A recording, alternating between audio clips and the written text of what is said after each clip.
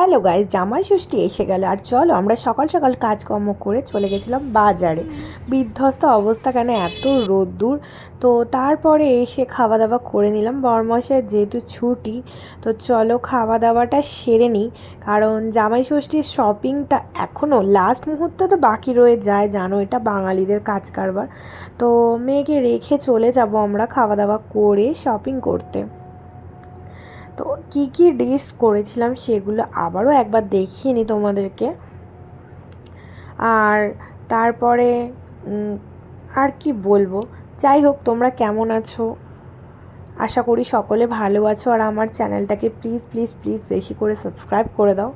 তো চলো খাওয়া দাওয়ার মোটামুটি আইটেম শেষ।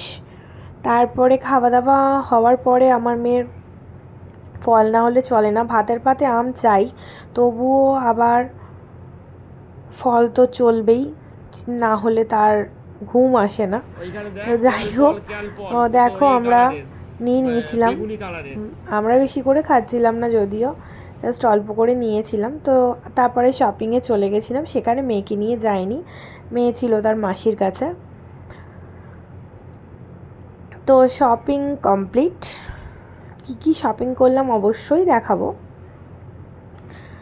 নিশ্চয়ই দেখাবো। তো কাল জামাই ষষ্ঠীতে যাব, যখন যাব তার আগে তোমাদেরকে পুরোটা দেখিয়ে নেবো।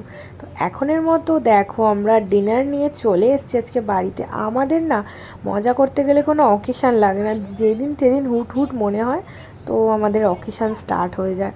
আজকে জামাই ষষ্ঠীর আগের দিনে স্পেশাল ডিনার হচ্ছে। তো চলো আমরা সবাই মজাটা করে নিলাম। তো তোমরা কে কে ভালোবাসলে আজকের মতো টাটা।